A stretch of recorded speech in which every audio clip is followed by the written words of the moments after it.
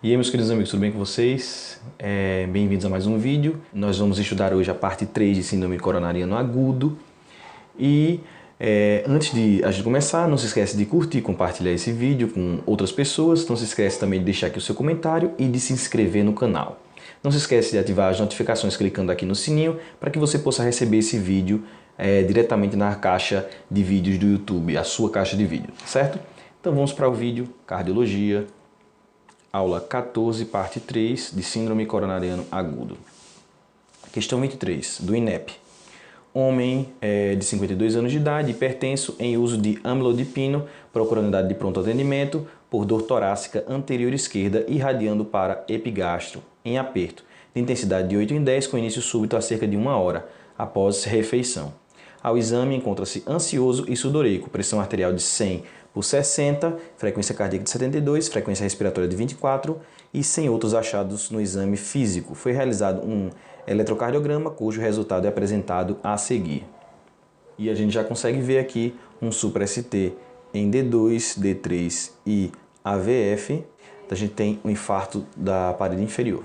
O paciente foi monitorizado, recebeu ácido acetilsalicílico, morfina e oxigênio, sendo contactado ao hospital de apoio para transferência. Como não havia previsão de vaga para as próximas horas, decidiu-se pela realização de trombólise com alteplase, seguida de anticoagulação com enoxaparina. A pressão arterial manteve-se em 100 por 60. A conduta a ser adotada nesse caso é a administração de letra A, losartana por via oral, letra B, clopidogrel por via oral, letra C, metoprolol por via endovenosa e letra D, nitroglicerina por via endovenosa. Pacientes que apresentem pressão arterial sistólica menor do que 120, frequência cardíaca maior do que 100 ou uma idade maior do que 60 anos, nós vamos usar o beta-bloqueante depois de 24 horas. Se não tem nenhum desse caso, usamos antes de 24 horas e de preferência por via oral. Então, a letra C está errado, porque o paciente tem uma pressão arterial sistólica menor do que 120, não utilizaríamos o beta-bloqueador nesse momento. O fármaco que necessitaríamos utilizar nesse momento, como é um paciente de alto risco, necessitamos dupla antiagregação, que seria com o AAS, que já está sendo utilizado, mais o clopidogrel, letra B, a letra certa.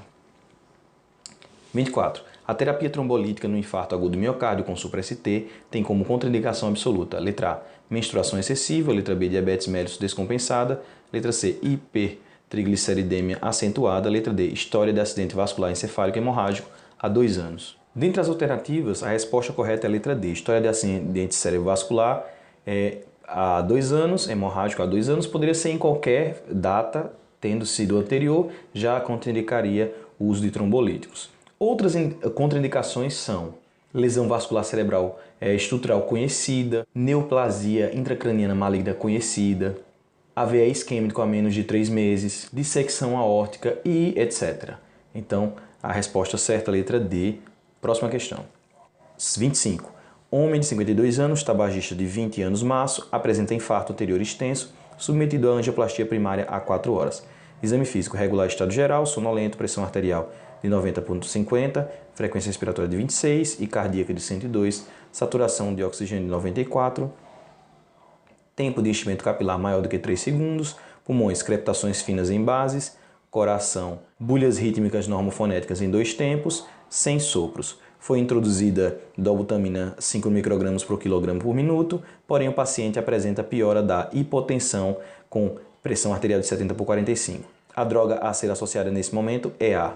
O paciente já apresentava hipotensão e ao ser iniciada a dobutamina ele aumenta a sua hipotensão por conta do efeito vasodilatador da dobutamina que vai reduzir a resistência periférica. Então nós temos que utilizar um fármaco que faça um aumento dessa resistência periférica, uma amina vasoconstrictora. Então dos fármacos que nós temos, a dobutamina e a milrinona, o problema delas é que elas aumentam o consumo miocárdico de O2, sendo deletérias nesse caso, e a vasopressina está contraindicada nesse caso, porque ela causa vasoespasmo coronariano. Então, a droga de escolha seria a noradrenalina, que justamente é uma amina vasopressora. Letra B é a correta. 26. A correta abordagem do infarto agudo do miocárdio com supradesenvolvimento do segmento ST é fundamental para a redução da morbimortalidade do quadro. Em relação a essa abordagem, letra A, o uso de aspirina indicado após a terapia de reperfusão ter sido realizada com sucesso. Letra B. A monitorização cardíaca contínua pode ser dispensada enquanto se aguarda a terapia de reperfusão.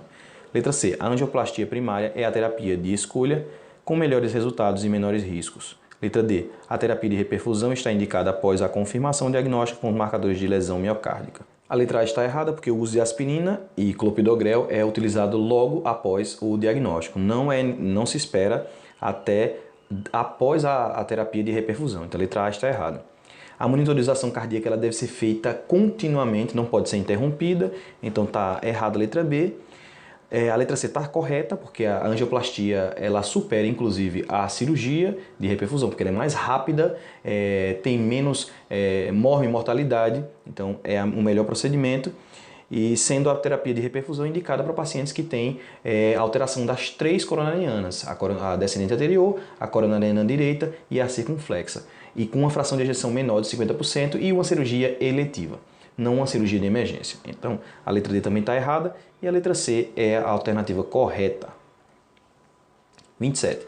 Paciente masculino de 48 anos de idade deu entrada no hospital com dor torácica típica de insuficiência coronariana. Seu eletrocardiograma demonstra um supra-ST na parede anteroseptal. Seu exame físico apresenta ausculta cardíaca com B3 e sua ausculta pulmonar demonstra uma pequena faixa de estertoração bibasal. Dentro das possíveis condutas justificáveis, indique aquela que não se aplica a este caso clínico. Letra A. Caso não esteja disponível angioplastia primária, está indicado trombólise química até 12 horas de início. B. Ofertar oxigênio apenas caso ocorra evidência de hipóxia. Letra C. Beta-bloqueador para diminuir a extensão da lesão. E letra D. Transferência para centro de hemodinâmica, caso disponível e viável. A alternativa incorreta é a letra C. Os beta-bloqueadores não seriam utilizados nesse caso, porque nós temos um paciente que é KILIP2 e o uso do beta-bloqueador poderia precipitar o aparecimento do edema agudo de pulmão. Um paciente, então, que tem o B3 e estertoração pulmonar, nós temos um caso paciente com KILIP2. Então, não utilizaríamos o beta-bloqueador e as outras alternativas estão corretas. Então, a alternativa que está errada é a letra C. 28. Homem de 58 anos de idade dá entrada no pronto-socorro queixando-se de dor torácica retroesternal, iniciada há 30 minutos, sem irradiação associada a náuseas. De antecedentes, tem hipertensão arterial compensada, em uso de losartana, nega tabagismo ou etilismo, tem história familiar de AVC em pai e irmão. Ao exame físico apresenta-se regular, estado geral, lúcido, com face de dor. Exames laboratoriais apresentam frequência cardíaca de 90, pressão arterial de 120/70, frequência respiratória de 20, saturação de O2 de 94 e IMC de 25. Ausculta respiratória sem alterações, ausculta cardíaca com ritmo cardíaco regular, bulhas hipofonéticas em 2 tempos sem sopros, abdômen sem alterações. Logo na entrada, a enfermagem realiza eletrocardiograma apresentado a seguir. Aí a gente já vê que está supra em D2 e eu tenho supra em D3 e em AVF. D2, D3 e AVF. Então isso aí é um infarto de parede inferior. Vamos ver as alternativas. Após o manejo inicial, o paciente foi internado na UTI e seguia estável, monitorizado, evoluindo 72 horas após, com piora súbita do quadro, com pressão arterial de 60/40, frequência cardíaca de 100, e saturação de O2 de 89. No momento do exame físico, apresenta sopro pansistólico alto, audível em borda external esquerda baixa, além de estertores crepitantes até ápice de pulmões. O paciente é intubado e são indicadas medidas para estabilizar o quadro hemodinâmico. Considerando o relato do caso, indica a hipótese diagnóstica mais provável e a terapia específica mais adequada, tendo em vista a piora do paciente. Então, nós tínhamos um paciente que estava hemodinamicamente instável, apresentou infarto com supra-ST e após evoluindo nas 72 horas, ele apresenta um sopro pansistólico, edema agudo de pulmão e hipotensão. O que é que nós pensamos? Nós pensamos numa possível complicação do quadro, que seria uma ruptura do septo interventricular, que é justamente uma complicação pós-infarto agudo do miocárdio. O paciente teve infarto com supra-ST, evolui com hipotensão, edema agudo de pulmão. Após 72 horas, nós vamos pensar em ruptura do septo interventricular. E a nossa terapia, nosso tratamento seria uma cirurgia de emergência. Essa seria a terapia. 29. Após angioplastia coronária com stent farmacológico, a prevenção da rechinose de enxerto é melhor realizada com Letra A, ácido acetilsalicílico mais clopidogrel mais varfarina ou outro anticoagulante por pelo menos 12 meses. A letra B, ácido acetilsalicílico ou clopidogrel por toda a vida. Letra C, ácido acetilsalicílico ou clopidogrel por pelo menos 12 meses. Letra D, ácido acetilsalicílico por toda a vida mais clopidogrel por pelo menos 15 dias. E letra E, ácido acetilsalicílico por toda a vida e clopidogrel por pelo menos 12 meses. Como a gente falou na questão anterior, quando o stent é farmacológico, nós utilizamos o clopidogrel por 12 meses. E o ácido acetilsalicílico vai ser por toda a vida. A resposta certa é a letra E. 30. Homem de 67 anos, diabético, há 6 dias, em tratamento por infarto agudo do miocárdio. Após pesadelo, sente dor precordial intensa, com aperto e sudorese profusa. Exame físico, frequência cardíaca de 96, pulmão, murmúrio vesicular sem ruídos adventícios, coração, bulhas rítmicas, normofonéticas sem sopros. No momento, o eletrocardiograma não apresenta alterações isquêmicas. Exames laboratoriais, troponina de 20, o valor de referência é menor do que 14. Qual a conduta? Letra A, trombólise. Letra B, angiografia coronariana. Letra C, bypass coronariano. Letra D, dosagem seriada de creatinina fosfoquinase, fração miocárdica. Então nós temos um paciente que já apresenta alteração de troponina, ele tem um infarto e tem alteração, já tem necrose de parede. Então, o que é que nós fazemos? Um paciente de alto risco, nós fazemos uma angiografia coronariana. É a resposta correta, letra B. 31, paciente de 58 anos com hipertensão arterial sistêmica, diabetes mellitus tipo 2 e hipercolesterolemia. É admitido na unidade de emergência em função de dor pré-cordial típica, isquêmica, de forte intensidade com cerca de 30 minutos de duração. O eletrocardiograma revela supradesnivelamento do ST nas derivações D2, D3 e AVF, V7 e V8, além de imagem em espelho na parede anteroseptal V2 a V4. Administrada telecteplase, não apresenta critérios compatíveis com reperfusão coronariana. O paciente é tratado de forma conservadora na unidade de tratamento intensivo. No terceiro dia de evolução, apresenta deterioração hemodinâmica grave, com hipotensão arterial severa e congestão pulmonar. Um sopro sistólico intenso é audível sobre o pré-córdio. A grave deterioração clínica do paciente deve-se a: letra A, ruptura do músculo papilar. Letra B, ruptura do septo interventricular. Letra C, insuficiência valvar aórtica aguda. E letra D, ruptura da parede livre do ventrículo esquerdo. Então, nós temos aí um infarto da porção da parede inferior e da parede dorsal.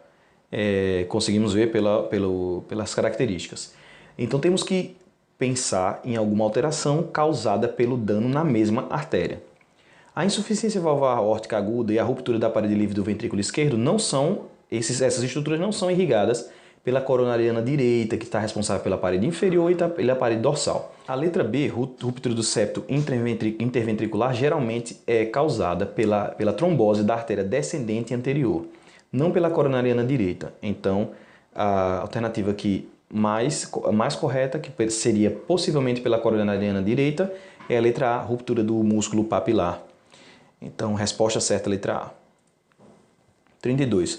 No infarto do miocárdio, o choque cardiogênico ocorre com necrose de letra A, 10% da massa ventrículo esquerdo, letra B, 20%, letra C, 30%, letra D, 40% e letra E, 50%. Então, a partir de 40% de necrose da massa do ventrículo esquerdo, já existe o choque cardiogênico, resposta certa, letra D.